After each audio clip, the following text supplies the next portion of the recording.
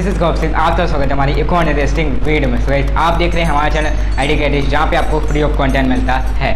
हाँ तो गाइस, आज वीडियो में हम क्या बात करने वाले, आज की तो बहुत ज़्यादा इंटरेस्टिंग वाली थी।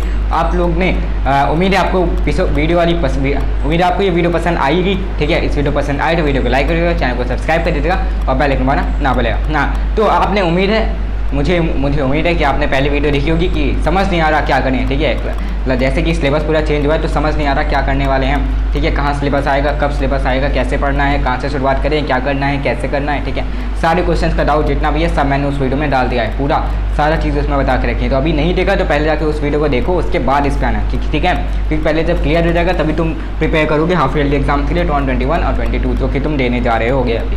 ठीक है, तो देखो बात करते हैं हाफ ईयरली एग्जाम्स होंगे या नहीं होंगे। ठीक है, पहली बात तो ये आती है कि इस साल तो 2 टर्म में होंगे, हाफ ईयरली एग्जाम करवाए जाएंगे कि नहीं करवाए जाएंगे। तो देखो हाफ ईयरली एग्जाम्स तो होंगे, सबके होंगे। ठीक है, और बेसिकली ये 9th और 10th और 12th के लिए आए तो उनका 2 टर्म में एग्जाम होगा। ठीक है, लेकिन हाफ ईयरली उनका भी होगा। ठीक है, वो बोर्ड एग्जाम उन्होंने बताया। ठीक है, वो बोर्ड एग्जाम होंगे 2 टर्म में, कि अगर कोविड की सिचुएशन रहती है तो हम बोर्ड एग्जाम में मतलब जो पहला हुआ है उसके हिसाब से हम दे सकते हैं। नहीं तो अगर नवंबर में भी नहीं हो पाते हैं, पहला ही टर्म नहीं हो पाता, तो वो किसके बेसिस पे देंगे, इंटरनल असेसमेंट के बेसिस पे देंगे, पीरियोडिक के बेसिस पे देंगे, हाफ ईयरली के बेसिस पे ही देंगे। ठीक है, तो हाफ ईयरली एग्जाम्स तो होने ही होने, और अगर चलो नहीं भी होंगे तो किसके नहीं होंगे, 10th के नहीं होंगे, 12th के नहीं होंगे, बाकी के लिए तो होंगे। तो सबके लिए वीडियो बना रहा हूँ। ठीक है, भले तुम 10th में हो, 12th में हो, 9th में हो, 8th में हो, 6th में हो, 4th में, जिसमें भी क्लास में हो, तुम्हारे हाफ ईयरली एग्जाम्स अगर हो रहे तो उसके लिए वीडियो बहुत ज़्यादा हेल्पफुल होने वाली है। तो मुझे उम्मीद है ये वीडियो तुम्हें पसंद आएगी, तुम्हारा एक भी मिनट वेस्ट नहीं होगा। ठीक है, ये मैं गारंटी कह रहा हूँ। ठीक है, तो चलो बात करते हैं how to study for the half yearly exams 2021 and 22।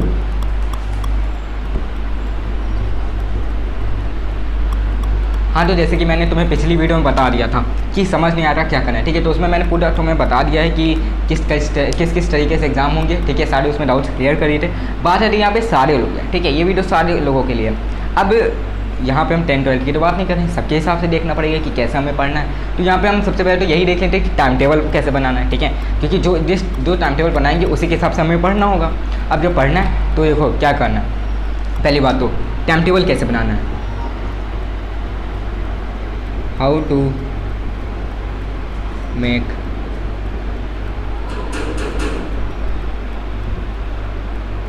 Time table. हाँ, तो टाइम टेबल कैसे बनाना है। ठीक है, पहली बात तो आती है टाइम टेबल को तुम्हें हमेशा टाइम टेबल देखो 2 टाइप के होते हैं। ठीक है, एक हो गया तुम्हारा इंस्टेंट, एक हो गया इंस्टेंट और एक हो गया वीकली, मंथली या ईयरली भी कुछ लोग बना लेते हैं। ठीक है, तो इसमें से तुम्हें कौन सा फॉलो करना चाहिए। ठीक है, भले तुम्हें इसका कोई टाइप ना बताओ, लेकिन मेरे हिसाब से मैंने इसके 2 टाइप बनाए रखे हैं। ठीक है, एक हो गया इंस्टेंट, दूसरा हो गया वीकली, मंथली और ईयरली। ठीक है, अब इंस्टेंट में क्या होता है और इसमें क्या होता है। ठीक है, तो इंस्टेंट में मीन्स फॉर अ 1 डे। ठीक है, फॉर अ स्पेसिफिक डे।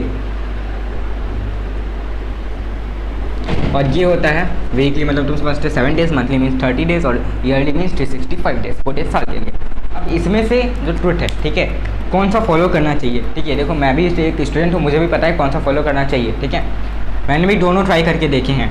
ठीक है, इसमें से ये वाला फॉलो बहुत कम लोगों के, अगर 100 लोग हैं तो उसमें से मुश्किल से 4-5 लोग होंगे जो इसको फॉलो करते होंगे, बाकी उनसे यही फॉलो होगा। ये बनाए सब 100 लोग होंगे, भले बना लें 100, लेकिन फॉलो सिर्फ 4 से 5 ही करेंगे। क्योंकि देखो इसमें क्या है, तुम्हारा डिस्टर्ब रहता है इसमें। डिस्टर्ब क्यों रहता है भाई, देखो वीकली तुमने बना लिया कि भाई 1 तारीख को हमें ये करना है, 2 तारीख को ये, 3 को ये, 4 को ये, 5 को ये, 6 को ये। ठीक है, 1 2 3 4 5 6 पूरा ऐसे डेट वाइज हमने पूरा 1 हफ्ते का चलो बना लिया। बीच में मान लो किसी की शादी पड़ जाती है, किसी का बर्थडे आ जाता है, या तुम्हें कहीं जाना होता है, तो तुमने जैसे कि तुमने 1 को फॉलो किया, 2 को फॉलो किया, 3 को तुम्हारा बर्थडे हो गया। ठीक है, 3 को तुम्हारे यहाँ पार्टी हो गई, किसी का बर्थडे, तुम चले गए। अब 3 का तुम किस पे डालोगे, 4 पे डालोगे, और 4 पे डालोगे तो 4 का किस पे डालोगे, 5 पे डालोगे, या तो फिर उसको एकदम लास्ट में डालोगे। और लास्ट में डालोगे तो 1 हफ्ते का दोबारा फिर बनाओगे, उसके आगे का बनाओगे तो उसको फॉलो करना होगा। और अगर उसको डिले करोगे तो दूसरा वाला आगे वाला डिले हो जाएगा। ठीक है, तो ऐसे क्या होगा, एक अगर गिरा तो नीचे सारे गिरते चले जाएंगे।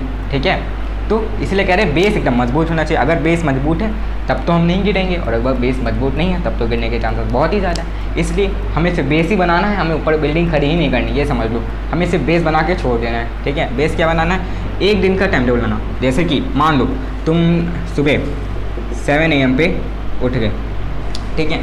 7 AM पे उठे, तुम्हें इतना तो पता चल जाएगा 8 से 9 बजे तक, ठीक है। 8 से 9 बजे तक इतना पता चल जाएगा कि आज के दिन में होने क्या वाला है, ठीक है, या आज किसी की पार्टी है या नहीं, ठीक है। अगर पार्टी है, जैसे कि मान लेते हैं आज के दिन तुम्हारे यहाँ बर्थडे पार्टी है, ठीक है, बर्थडे पार्टी है, तो तुमने सोचा था कि चलो आज कुछ नहीं, मेरा टाइम टेबल होगा, मैं शाम को देखो अभी 1 से 3 पढ़ूँगा, और फिर शाम को मैं पढ़ूँगा 4 से 5, हाँ 4 से 5 पढ़ लूँगा, और फिर बाद में 7 से 9 पढ़ लूँगा, ठीक है, पढ़। लेकिन तुमको पता चलता है कि आज तो मेरा बर्थडे है, लेकिन तुमने अभी तक और कोई टाइम टेबल नहीं बनाया। तुमने सुबह उठे, तुमने सिर्फ आज का टाइम टेबल बनाया है, ठीक है। अब तुम सोच रहे हो कि आज तो इसका बर्थडे है, तो अब इसको क्या करोगे, ये जो 2 घंटे हैं इनको तुम इधर ही मैनेज कर लोगे। तुम इधर 1 से 3 पढ़ रहे हो, ये जो बीच के 1-2 घंटे बच रहे हैं, ये 3 से 4 जो बच रहा है, और ये 5 से 6 बच रहा है, तो तुम लगातार पढ़ लोगे, ठीक है, लगातार पढ़ लोगे। या तो इस दिन थोड़ा जल्दी 1 बजे से पढ़ने के बजाय तुम या तो 11 बजे से पढ़ लोगे, ठीक है। तुम ये जो 2 घंटे हैं इनको तुम 11 से 1 कर लोगे, फिर 1 से 3, फिर 2 से 3 कर लो, ठीक है, फिर 4 से 6 कर लो, ठीक है। तो तुम इसको एक तरीके से तुमने इसे मैनेज कर लिया है, ठीक है। तो तुम्हारी ये जो पढ़ाई 7 से 9 वाली थी वो तुम्हारी वेस्ट तो हुई नहीं, उसको तुमने मैनेज कर लिया 11 से 1 में, ठीक है, 11 से 1 में मैनेज कर लिया। अब तुम्हारी बर्थडे पार्टी है, अब तुम उसे इसमें अटेंड करोगे, 7 से 9 बर्थडे पार्टी भी अटेंड कर लोगे। अब इससे क्या है, इसे तुमने मैनेज तो करेगा। अब आगे का टाइम टेबल क्या गड़बड़ाया, कुछ दिक्कत हुई आगे तुम्हें रोज़ तो कुछ नहीं करना, चेंजेस किस में करने हैं, आज के चेंजेस करने हैं, ठीक है। तो इस तरीके से इसलिए बताता हूँ, हमें क्या करना है, इंस्टेंट फॉलो करना है, ठीक है। इस टाइम टेबल को फॉलो करोगे तो पूरा अच्छी तरीके से पूरे साल पढ़ लोगे। अगर ये वाले टाइम टेबल पे जाते हो तुम, तो ये गारंटी दे रहा हूँ तुम 2 से 3 दिन में इसको छोड़ दोगे, 2 से 3 दिन में छोड़ दोगे, सच बता रहा हूँ। इसीलिए कह रहा हूँ इंस्टेंट टाइम टेबल फॉलो करना ही सही बात है, ठीक है। बाकी तुम्हारी मर्जी, तुम अगर करना चाहते हो, ये तुमसे अगर हो पा रहा है ये, तो इससे बेटर है यही कर लो तुम, ठीक है। और अगर नहीं हो रहा, उसके लिए मैं बता रहा हूँ इंस्टेंट वाला तुम कर सकते हो, ठीक है। इतना समझ आया, ठीक है। चलो भैया इतना तो समझ आ गया, ये तो हो गया। चलो हमने टाइम टेबल बना लिया, अब हमें हाफ ईयरली के लिए पढ़ना क्या है, ठीक है।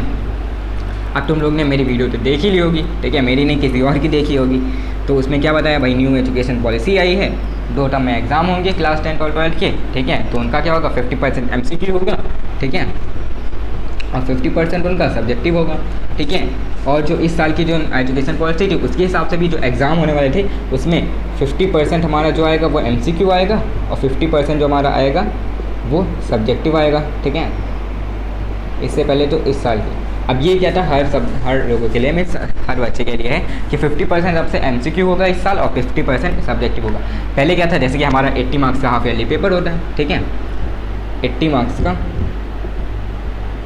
हाफ ईयरली पेपर होता है, उसमें से हमारे जो MCQ आते थे वो कितने मार्क्स के आते थे, लगभग वही आते होंगे 20 to 30 मार्क्स के, और जो सब्जेक्टिव था वो थोड़ा ज़्यादा आता था, वो 60 to 50 मार्क्स का आता था।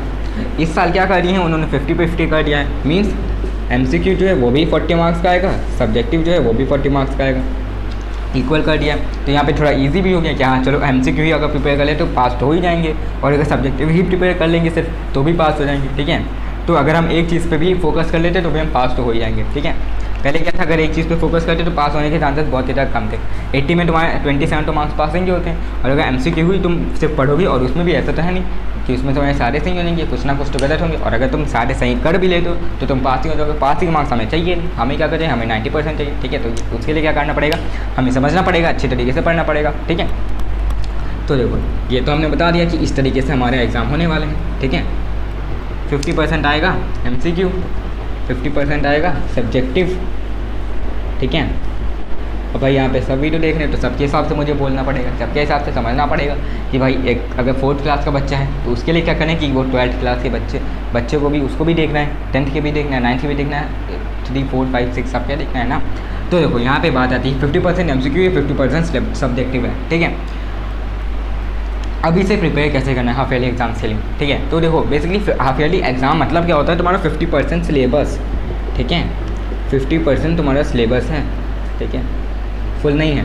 मीन्स अगर तुम्हारा अगस्त में एग्ज़ाम हो रहा है, अगस्त सितंबर में, तो तुम्हारा जुलाई तक जितना सिलेबस आया वो सारा आएगा हर सब्जेक्ट में, ठीक है। तो अभी हमको उतना तो वेटेज नहीं है कि हमें पूरा 100% पढ़ना है, हमें 50% ही पढ़ना है, ठीक है। और ऐसा तो नहीं हम दिन भर पढ़ते रहेंगे, और भी चीज़ें करनी है और सारी चीज़ें करनी है हमें, ठीक है। तो कैसे इसे मैनेज करें? तो एक दिन में तुम्हारे कितने घंटे होते हैं? 24 घंटे होते हैं। और अगर ऑन एवरेज लेके चलें तो 6 सब्जेक्ट सबके यहाँ होते हैं, ठीक है। 6 सब्जेक्ट मेन होते हैं हमारे। 6 सब्जेक्ट कौन से होते हैं? English, Hindi, math, science, social science, और हमारा क्या हो गया? English, Hindi, math, science, social science, और एक और था याद हो गया, हाँ, आई टी मीन्स कंप्यूटर। छोटे क्लास में कंप्यूटर, छोटे बड़े क्लास में IT, और उसके बाद कंप्यूटर साइंस क्लास 11 और 12 के लिए। तो ये तो हमारे 6 मेजर सब्जेक्ट होते हैं, ठीक है। 9 से हमें इतना ही पढ़ना है, इससे ज़्यादा नहीं पढ़ना। लेकिन 9 के नीचे वाले भी देख रहे हैं, उनके लिए में क्या होता है? उनके में GK होती है, ठीक है, GK होती है, हाँ, किसी के में वो संस्कृत भी होती है, ठीक है, संस्कृत होती है, और भी सब्जेक्ट होते हैं, ठीक है। तो इसके हिसाब से देखा तो 8 सब्जेक्ट हैं। और हाँ, आर्ट भी होता है तुम्हारा क्राफ्ट भी होता है, ठीक है। तो ये तो हो गया तुम्हारा अगर तुम क्लास 9 से नीचे हो, ठीक है। क्लास 9 से नीचे हो, क्लास 9 से कम वालों के लिए पूरे 10 सब्जेक्ट हुए। क्लास 9 वालों के लिए, क्लास 9, 10, 11, 12 वालों के लिए हमारे ये 4 सब्जेक्ट हुए, ठीक है। अब हमें इसे कैसे प्रिपेयर करना है? एक दिन में 24 घंटे होते हैं। बात देखा जाए तो अगर ये 6 सब्जेक्ट हैं, ठीक है। संस्कृत तुम कर सकते हो, हिंदी के साथ ही कर सकते हो, ठीक है। आर्ट एंड क्राफ्ट में वहाँ कुछ नहीं है, ठीक है। आर्ट एंड क्राफ्ट कुछ नहीं है। GK के लिए इन दोनों के लिए थोड़ा अलग एक्स्ट्रा टाइम लगाना पड़ेगा। एक्स्ट्रा टाइम क्या? इनके में थोड़ा सब्जेक्ट ज़्यादा है, इनको थोड़ा ज़्यादा थ्योरी है, ठीक है। तुम्हारे में थ्योरी, अगर तुम क्लास 9 से नीचे हो तो तुम्हारी थ्योरी कम होगी, ठीक है। तो और वैसे भी GK में ज़्यादा रिटर्न तो होता नहीं, उसमें भी फिल इन द ब्लैंक्स हो गए, ट्रू फॉल्स हो गए, यही सारी चीज़ें होती हैं, ठीक है। और संस्कृत में भी तुम्हारा यही, उसमें से संस्कृत में हम बता रहा हूँ, उसमें से वर्ड मीनिंग तुम याद कर लो कुछ, और वो जो फिल इन द ब्लैंक्स होते हैं वो याद कर लो, वही ज़्यादातर आते हैं, ठीक है। बाकी तुम लेसन को प्रिपेयर कर सकते हो, ठीक है। तो यहाँ पे देखा जाए 24 होते हैं, ठीक है। अब 24 घंटे होते हैं एक दिन में। एक दिन में 24 घंटे होते हैं, जिसमें कि हम दो साइड लेते हैं। एक है तुम्हारा 6 सब्जेक्ट वाला और एक है तुम्हारा 10 सब्जेक्ट वाला, ठीक है। तो अगर हम 6 से इसे डिवाइड करें, ठीक है, तो कितना होगा? 4 आवर पर सब्जेक्ट। 4 घंटे पर सब्जेक्ट देने हैं अगर हम 9 से 12 में हैं, ठीक है। अब 24 घंटा हम पढ़ते रहेंगे क्या? 24 घंटा नहीं पढ़ना है, ठीक है। कोई नहीं पढ़ पाता भाई। 8 घंटे का हमें स्लीपिंग ज़रूरी है, ठीक है। मिनिमम 8 घंटे की स्लीपिंग ज़रूरी है। बाकी और कुछ काम होंगे, ठीक है। तो बाकी सारे मिला के अगर हम ऐसे देखा जाए तो 12 से 13 घंटे तुम्हारे एक्स्ट्रा करिकुलर एक्टिविटीज़ में चले जाते हैं। बचते हमारी कितने पास हैं? 12 आवर्स, ठीक है। 12 आवर्स बचते हैं, जिसमें कि 6 सब्जेक्ट हैं। तो अगर हम सबको 2 घंटे देते हैं तो हमारा 6 सब्जेक्ट हो जाएगा, ठीक है। सबको 2-2 घंटा देंगे तो 6 सब्जेक्ट में हमारे कवर हो जाएंगे, ठीक है। अब 6 घंटे ये भी लगातार पढ़ते रहेंगे क्या? ये भी नहीं करना, ठीक है। लगातार अगर तुम 6 घंटा पढ़ते रहोगे तभी तुम्हारा माइंड डिस्टर्ब हो जाएगा। तुम्हारा माइंड को चाहिए कम से कम वो 1 से 1.5 घंटा तुम्हारा माइंड एक जगह पे फोकस कर लेगा। लेकिन अगर तुम थोड़ा ज़्यादा पढ़ लोगे 2 से 3 घंटा तो तुम बोर होने लगते हो, ठीक है। तो हमें क्या करना है? थोड़ा ब्रेक लेके पढ़ना है, ठीक है। अब हम बात करते हैं जरा छोटे बच्चों की, ठीक है, जो 9 से नीचे हैं। उनमें होते हैं 10 सब्जेक्ट हैं भाई। तुम लोग के में कम सिलेबस होगा, ठीक है। सिलेबस अगर तुम इन लोग का जाके देखोगे तो तुम्हें पता चलेगा, हाँ ये 4 सब्जेक्ट, ये तुम्हारे 10 सब्जेक्ट इन 6 के बराबर ही हैं, ठीक है। तो यहाँ पे तुम्हारे कंप्यूटर में एकदम छोटे चैप्टर होते हैं, वैसे ही इनके में सोशल साइंस, इसमें कंप्यूटर साइंस में थोड़े बड़े चैप्टर होते हैं, ठीक है। तो वो तुम समझना पड़ेगा, ठीक है। अब ये 10 है तो अगर हम इनको 24 को 10 से डिवाइड करेंगे तो हमारा 2.4 आवर आएगा, ठीक है। 2.4 आवर मीन्स 2 घंटा 40 मिनट हमें हर सब्जेक्ट को देना है, ठीक है। 2 घंटा 40 मिनट हमें हर सब्जेक्ट को देना है, ठीक है। तो ये तो हो गया पर सब्जेक्ट, ठीक है। 2 घंटा 40 मिनट, 20-20 मिनट का हम ब्रेक ले सकते हैं। अब तुम लोग लगातार तो पढ़ने वाले नहीं हो, ठीक है। अगर आप पढ़ोगे नहीं तो इसको कैसे मैनेज करें? तो देखो यहाँ पे जो 9 से 12 वाले हैं, ठीक है, तो तुम ऐसा करो, तुम्हारा कितना 12 घंटे तुम्हें देने हैं। 12 घंटे देने हैं, तुम 7 से 8 पढ़ना है तुम्हें इंग्लिश। 7 से 8 पढ़ना है इंग्लिश, ठीक है। सुबह तुम इंग्लिश चैप्टर पढ़ सकते हो, चैप्टर उसको अच्छा सा पढ़ लो, ठीक है। फिर बात आती है 9 से 10 में तुम हिंदी पढ़ सकते हो, ठीक है। अब तुम्हें 11 से 12 में, ठीक है,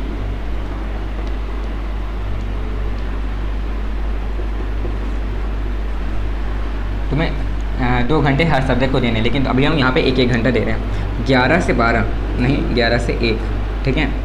11 से 1 में तुम्हें क्या करना है? तुम्हें इसमें करना है साइंस। सॉरी मैथ्स करना है तुम्हें। और फिर तुम्हें क्या करना है, तो 11 से 1 ही हो गया। हाँ, और फिर आता है तुम्हारा 2 से 3। 2 से 3 तुम्हें कर लेना है अपना आईटी को तुम एक घंटा ही दे सकते हो, बहुत है, काफ़ी है इतना, ठीक है। हिंदी को भी तुम अगर 1 घंटा दोगे, अगर सही से दोगे तो काफ़ी है, नहीं तो हिंदी को भी थोड़ा टाइम देना पड़ता है, ठीक है। ऐसा नहीं कि हवा में उड़ा दोगे। फिर आता है हमारा 4 से 6, इसमें तुम्हें करना है साइंस। इसमें तुम वीकली डिवाइड कर लो। वीक में कितने दिन होते हैं तुम्हारे? 6 दिन होते हैं। 6 दिन में तुम 2-2 दिन डिवाइड कर लो। 2 दिन फिजिक्स करोगे, 2 दिन केमिस्ट्री करोगे, 2 दिन अपना बायोलॉजी करोगे। अब देखो 4 से 6 इसलिए बोला क्योंकि 4 से 6 में तुम जो मतलब जब तुम इसके बाद 2 से 3 के बाद थोड़ा रेस्ट ले लो या तुम सो जाओ, ठीक है। उसके बाद तुम्हारा जब उठोगे तुम्हारा माइंड एकदम फ्रेश रहता है, और तब तुम न्यूमेरिकल्स करने के मतलब थोड़ा माइंड एक्टिव रहेगा, तो तुम न्यूमेरिकल्स ज़्यादा अच्छी तरीके से कर सकते हो। इसलिए मैंने साइंस को 4 से 6 में रखा है, ठीक है। क्योंकि जब हमारा माइंड उठता है एकदम सही से, एकदम फ्रेश रहता है, तब न्यूमेरिकल करने में हमें ज़्यादा अच्छे तरीके से वो वर्क करता है, हमारा हेल्प करता है, ठीक है। अब न्यूमेरिकल क्यों? क्योंकि फिजिक्स में, केमिस्ट्री में ज़्यादा न्यूमेरिकल सही होते हैं, ठीक है, उनको समझता। बायोलॉजी में थोड़ा थ्योरी होता है, ठीक है। बायोलॉजी में तो थ्योरी है, उसमें न्यूमेरिकल है ही नहीं, ठीक है। तो तुम्हारे यहाँ पे कितने सब्जेक्ट हो गए? 5 सब्जेक्ट हो गए, ठीक है। अब तुम 7 से 8 में क्या करोगे? इंग्लिश हो गया, हिंदी हो गया, मैथ्स हो गया, IT हो गया, साइंस हो गया, सोशल। 7 से 8 नहीं, 9 सोशल साइंस, ठीक है। तो तुम ये देख सकते हो 12 घंटे भी कम हो गए हैं, ठीक है। यहाँ पे 1 घंटा है, यहाँ पे भी 1 है, यहाँ पे 2 है, यहाँ पे 1 है, यहाँ पे 2 है, और यहाँ पे 2 है। 2 2 4 2 6 7 8 9, ठीक है। 9 घंटे तुम्हारे बने, ठीक है। तो तुम्हें 12 घंटे में कितने, तुम्हारे 12 घंटे में 9 घंटे पढ़ने, तुम्हें 3 घंटे और एक्स्ट्रा मिल गए, ठीक है। अब ऐसे नहीं 3 घंटे में तुम और कुछ करने लगो, अगर तुम्हारे पास टाइम नहीं, ठीक है। 9 घंटे तो सफिशिएंट है। अगर तुम ये भी करते हो तो तुम आराम से अच्छी तरीके से स्कोर कर सकते हो, लेकिन अगर तुम्हारे पास टाइम है तो तुम उसमें रिवाइज़ कर सकते हो, ठीक है। उसमें और हाँ, रिवाइज़ क्या भैया, 3 घंटे हैं, स्कूल जाओगे, अभी भी स्कूल ही चल रहे होंगे, उसका होमवर्क कौन करेगा? स्कूल का होमवर्क करना है, कॉपी वर्क करना है, तो वो 3 घंटे मैंने किसके लिए मैनेज कर दिए? तुम्हारा सब्जेक्ट वर्क, ठीक है। सब्जेक्ट वर्क कह दें या होमवर्क कह दें, ठीक है, ये कुछ भी कह दो, तुम्हारा जो भी एक्स्ट्रा स्कूल का वर्क है, ठीक है। अब बात आती है इन लोगों की, जो छोटे वाले हैं, ठीक है, उनको कैसे मैनेज करना है, उनके लिए मैं बताता हूँ। तो देखो यहाँ पे तुम्हारे 2 घंटे 40 मिनट हैं। 2 घंटे 40 मिनट नहीं देने, तुम्हें 2 ही घंटे देने, ठीक है। 2 घंटे, अगर 2 10 करोगे 20 घंटे तुम्हारे हो गए, ठीक है। और वो भी तुम्हें संस्कृत में 2 घंटे देने नहीं है, GK में 2 घंटे देने नहीं है, आर्ट में 2 घंटे देने नहीं है, क्राफ्ट नोट में 2 घंटे देने नहीं है, तुम्हें इंग्लिश में भी नहीं देने, हिंदी में भी नहीं देने, ठीक है। तुम्हें देने किस में? IT में भी नहीं, मैथ साइंस सोशल साइंस में तुम्हें 2 घंटे देने हैं, ठीक है। तो अगर हम ऐसे ही कैलकुलेट करें तो 1 1 1 1 2 नहीं 1 1 2 3 4 5 6 7, ठीक है। ये हो गया 1 2 3 4 5 6 7 और ये 6 घंटे, 6 और 6 कितना होता है? 12 और 1 13, ठीक है। तुम्हारा हो गया 13 घंटे, ठीक है। तुम्हारा हो गया 13 घंटे, और 9th 12th वालों को हो गया कितना? ये 12 घंटे, ठीक है। भाई तुम तो कहोगे 13 घंटे उनके, हमारे 12 घंटे, ठीक है। हम लोग छोटे तो हमारे ज़्यादा है और उन लोग का कम है, ठीक है। तो देखो तुम लोग का भी मैं और कम कर रहा हूँ, ठीक है। देखो इंग्लिश में तुम्हें कितना देना है? इंग्लिश में जैसे कि टाइम टेबल यही फॉलो कर सकते हो। 7 से 8 इंग्लिश करो, 9 से 10 हिंदी करो, और 11 से 1 ये मैथ्स करो, 2 से 3 IT करो, और 4 से 6 साइंस करो, 7 से 9 सोशल साइंस करो। बीच में आता है तुम्हारा GK तुम इसके साथ कर लो, इंग्लिश के साथ, ठीक है। हफ्ते में 6 दिन होते हैं, 4 दिन इंग्लिश करो, 2 दिन इंग्लिश करो। 4 दिन क्या करना है तुम्हें? इंग्लिश, और 2 दिन GK कर लो। संस्कृत तुम हिंदी के साथ कर सकते हो, इसमें भी यही फॉर्मूला अपना लो, ठीक है। 4/2 का रूल, 4/2 रूल अपना लो तुम लोग, ठीक है। 4 दिन हमें क्या करना है? जो सब मेन सब्जेक्ट है, 2 दिन हमें क्या करना है? एक्सटर्नल सब्जेक्ट जो भी है, ठीक है, एक्स्ट्रा, ठीक है। तो इस तरीके से तुम मैनेज कर सकते हो। टाइम टेबल तुम यही फॉलो करो, ठीक है। टाइम टेबल यही फॉलो कर सकते हो, इसमें कोई दिक्कत नहीं है। मैंने बस क्या करा, इसके इंग्लिश के साथ GK जोड़ा, हिंदी के साथ संस्कृत जोड़ा। आर्ट एंड क्राफ्ट वो तुम्हारा स्कूल का, उसमें तुम्हें उतना ज़्यादा कोई उसमें नहीं देना है, ठीक है। आर्ट एंड क्राफ्ट तुम कर सकते हो, उसमें तो अपना टाइम निकाल ही लोगे। तो अगर हम देखा जाए तो ऐसे, तो इनके हिसाब से देखा जाए तो तुम्हारे भी 9 ही घंटे बने, ठीक है। तुम्हारे ये 13 घंटे से 9 घंटे ले यार, ठीक है। बाकी स्कूल का काम होगा वो तुम्हारा 1-2 घंटे में हो जाएगा, तुम लोग को काम मिलता है, ठीक है। तो इस तरीके से तुम हाफ ईयरली एग्जाम 2022 के लिए प्रिपेयर कर सकते हो, ठीक है। तो उम्मीद है ये वीडियो पसंद आई होगी। ये स्ट्रैटेजी मैंने पूरा तुम सोच के एनालिसिस करके तब तुम्हारे बनाया, ठीक है। तो अगर तुम्हें पसंद आई तो वीडियो को लाइक कर देना, चैनल को सब्सक्राइब कर देना, और बेल आइकन दबाना ना भूलें। मिलते हैं अपने नेक्स्ट वीडियो।